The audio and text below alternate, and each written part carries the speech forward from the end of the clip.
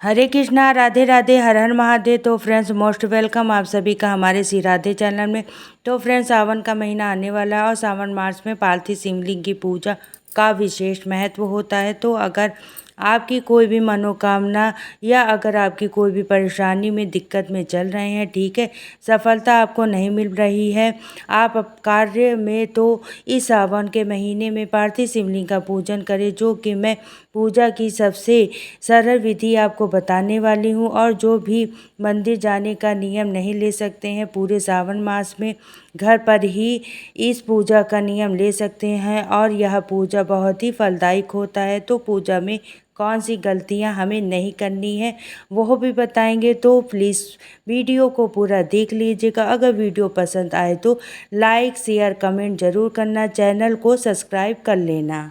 तो इस पूजा में हमें यहाँ पर एक गमला लेना है, गमले में मिट्टी लेनी है और पार्थिव शिवलिंग का पूजन इसी में शुद्ध पात्र में कर सकते हैं। इसके बाद एक लोटा जल में गंगा जल डाल के, और जल में गंगा जल हमने डाल लिया जो कि बहुत ही ज़रूरी है। और इसके बाद हमें बेलपत्र लिया है, समी पत्र, पुष्प ले लिए हैं और ये जल लिया है। और ये देखिए काला तिल ले लिया है और आपको अक्षत लेना है। अक्षत एकदम खड़े होने चाहिए, टूटे फूटे अक्षत नहीं लेना है, इस बात का ध्यान रखें। और शिवलिंग की पूजा में चीनी यानी शक्कर आप ज़रूर ले लें। और देखिए यहाँ पर घी का दिया हमने जलाने के लिए, शुद्ध घी का, आप चाहें तो तिल के तेल का दिया जला सकते हैं। तो सरसों का तेल का दिया घर में है, अंदर हमारे नहीं जलाया जाता, आप देख लीजिएगा। इसके अलावा पंचामृत या कच्चा दूध लेंगे।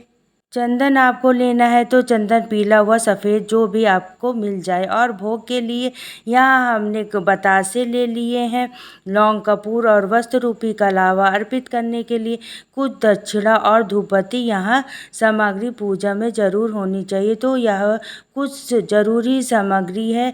इसके अलावा आप पूजा को चाहे जितना बड़ा कर सकती हैं, चाहे जितना आप सामग्री आप रख सकती हैं।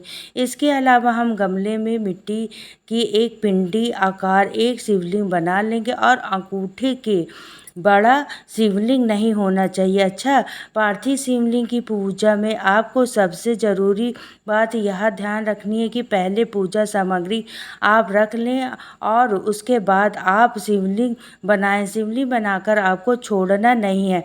और मान लीजिए किसी वजह से अगर आपको टाइम लग रहा है तो आप शिवलिंग के ऊपर 2 दाने अक्षत के या बेलपत्र पर आप ज़रूर चढ़ा दें। इसके बाद सबसे पहले धूप बत्ती जो प्रज्वलित करेंगे, क्योंकि अग्निदेव हमारे पूजा के साक्षी होते हैं और हमारे मन की बात, हमारी मनोकामना प्रभु तक पहुँचाते हैं, हमारी मदद करते हैं। तो देखिए सबसे पहले गंगा जल मिश्रित जल से हमें अभिषेक करना है। उसके बाद आप पंचामृत या कच्चे दूध आपके पास हो तो वह आप ले लें, उससे अभिषेक करें। और इसके बाद फिर आप शुद्ध जल से अभिषेक करें, यानी कि 3 बार हमें अभिषेक करना है। और ध्यान रखें कि शिवलिंग बीच में खंडित नहीं होनी चाहिए। तो अभिषेक में जल्दबाजी ना करें, आराम से अभिषेक करें प्रभु का। इसके बाद वस्त्र रूपी हमें कलावा चढ़ाना है, यानी कलावा हमको अर्पित करना है भोले बाबा को। और अगर आप जनेऊ चढ़ाना चाहते हैं हर सोमवार के सोमवार, तो आप जनेऊ चढ़ा सकते हैं। और बाद में वह जनेऊ अगर आपके घर में कोई पहनता है तो आप उन्हें दे दें, नहीं तो आप मंदिर में ब्राह्मण को दे सकते हैं। और रोजाना की पूजा में हमें सिर्फ वस्त्र रूपी कलावा अर्पित करना है। इसके बाद अष्टगंध चंदन हमने लिया है, आपको जल मिलाकर और एक प्रभु को चंदन लगाना है। तो चंदन बहुत ज़्यादा पतला ना करें, ठीक है। और देखिए शिवलिंग की पूजा में आपको गणपति जी या माता पार्वती अलग से विराजमान करने की ज़रूरत नहीं है, क्योंकि शिवलिंग में ही समस्त शिव परिवार विराजित होते हैं। अब देखिए यहाँ पर हमें 11 दाने चावल के लेने हैं, आप चाहें तो 21 दाने ले सकते हैं, 108 दाने ले सकते हैं। और इसके बाद एक एक दाना उठाते जाएं। ओम नमः शिवाय मंत्र का जाप करते हुए आप अर्पित करें। अगर आप जल्दी में हैं तो फिर आप एक साथ भी थोड़े से अक्षर चढ़ा सकते हैं, लेकिन इस तरीके से अगर चढ़ाएंगे तो यह ज़्यादा अच्छा होगा। तो शिवलिंग पर अक्षर चढ़ाने से आपके घर में कभी भी धन की कमी नहीं होती है। तो शिवलिंग पर अक्षत अर्पित करने से हमेशा घर में स्थायी लक्ष्मी का वास रहता है। इसके बाद हम काले तिल चढ़ा रहे हैं। काले तिल शिवलिंग पर चढ़ाने से शत्रु बाधा दूर होती है। और इसके बाद हम चीनी अर्पित करेंगे। तो चीनी चढ़ाने से हमारे रोग, हमारे कष्ट, हमें जो भी बीमारी है वह दूर होती है। जैसे जैसे चीनी घुलती है वैसे वैसे हमारे कष्ट भी दूर होते हैं। और इसके बाद हमने चढ़ाएंगे बेलपत्र। तो आप बेलपत्र पर राम नाम लिख सकते हैं या फिर चंदन से इस तरीके से टीका लगा सकते हैं। और आप चाहें तो इस पे अपनी मनोकामना भी लिख सकते हैं। धन हो, नौकरी हो या संतान नहीं हो रहे तो वह आप लिख के भी अर्पित कर सकते हैं। तो एक से ज़्यादा बेलपत्र भी चढ़ा सकते हैं और ना हो तो कम से कम एक बेलपत्र आप ज़रूर चढ़ाएं। इसके अलावा हम चढ़ाएंगे समी पत्र। तो कहते हैं 1000 बेलपत्र चढ़ाने से जो हमें फल मिलता है ना वह सिर्फ एक समी पत्र से ही प्राप्त होता है। तो भगवान की समी पत्र जरूर चढ़ाना चाहिए। और इसके अलावा सफ़ेद रंग के पुष्प जैसे कि मंदार, मोगरा, जो भी आपको मिल जाए, भांग, धतूरा आप चढ़ा सकते हैं। कनेर के फूल आप चढ़ा सकते हैं। भोग अर्पित कर दें और कुछ दक्षिणा हमें ज़रूर से अर्पित करनी है। भोग में आप गुड़, चीनी, मिठाई, फल जो आपके पास हो वह चढ़ाए। इसके बाद हम चढ़ा रहे हैं अबरक। शिव जी को पूजा में अबरक हमें अगर हो सके तो ज़रूर चढ़ाना चाहिए। शिव जी का श्रृंगार होता है अबरक से। इसके बाद हम शिव चालीसा का पाठ करेंगे।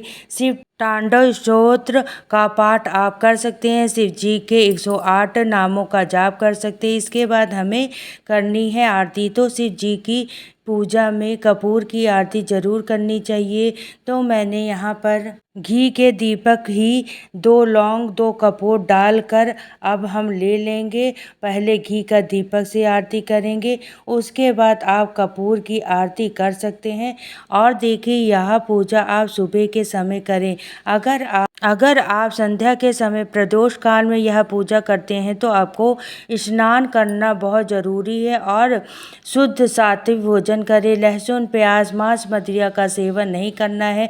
तो आरती के बाद 3 बार जल फेर के आचमन कर देंगे, भगवान को आरती देंगे। और इस आरती में आप पूरे घर में घुमाएं, घर के सभी सदस्यों को आरती दें। और जो प्रसाद हमने रखा है, खोए वाली मिठाई होगी, बताशे हो गए, जो आपने चढ़ाया है वह बाद में सभी सदस्यों को बांट दे। पूजा में रही कमियों को क्षमा याचना करें और अपनी मनोकामना बोल दें। तो दीपक शांत होने के बाद करेंगे शिव जी का विसर्जन। जो यह जल रखा है लोटे में, जल गंगा जल मिला हुआ, इसे पूरे घर में छिड़क दे और भोग प्रसाद आप घर में सभी को वितरित कर दे। दक्षिणा आप चाहे तो हाथों हाथ किसी को दान कर दें या आप इकट्ठा करते रहे और बाद में एक साथ दान कर सकते हैं। इसके बाद जल चढ़ाते हुए शिव जी का विसर्जन कर देना है। जाओ जाओ भोलेनाथ विसर्जन है, कल फिर आना निमंत्रण है।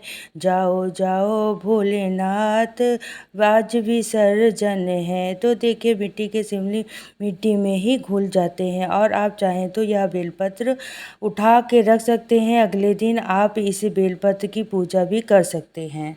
बेलपत्र बासी नहीं माना जाता और अगर आपको रोज़ाना ताज़े बेलपत्र मिल जाए तो फिर यह बहुत ही अच्छी बात है। तो फ्रेंड्स, जिनके भी हस्बैंड लोगों के पास समय नहीं है ना, वो आप सुबह में ऐसे मिट्टी के शिवलिंग उनको लिए बना दे, पूजा सामग्री रख दे और डेली नित्य प्रतिदिन आप अपने पति के हाथ से यह पूजा कराएं, साथ में खुद भी बैठे और आप देखना आपके समस्त मनोरथ भी पूर्ण पूर्ण होंगे और जो भी जीवन में कष्ट या संकट आ रहे हैं वह भी दूर हो जाएंगे। तो इस पूजा को महिलाएं, पुरुष, बच्चे, बुजुर्ग या कुंवारी कन्या कोई भी कर सकती हैं।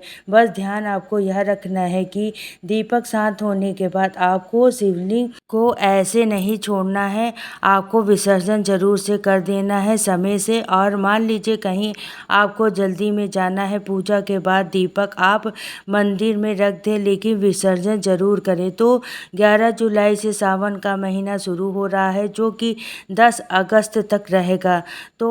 तो आप पूरे सावन का नियम ले सकते हैं या फिर सोमवार के सोमवार आप यह पूजा कर सकते हैं। शास्त्रों में पार्थिव शिवलिंग की पूजा बहुत ही फलदायक बताई है। तो आई होप आपको पूजा का वीडियो अच्छा लगा होगा, पसंद आया हो। लाइक, शेयर, कमेंट कर देना, चैनल को सब्सक्राइब कर लेना। मिलती हूँ नेक्स्ट वीडियो में। तो हर हर महादेव।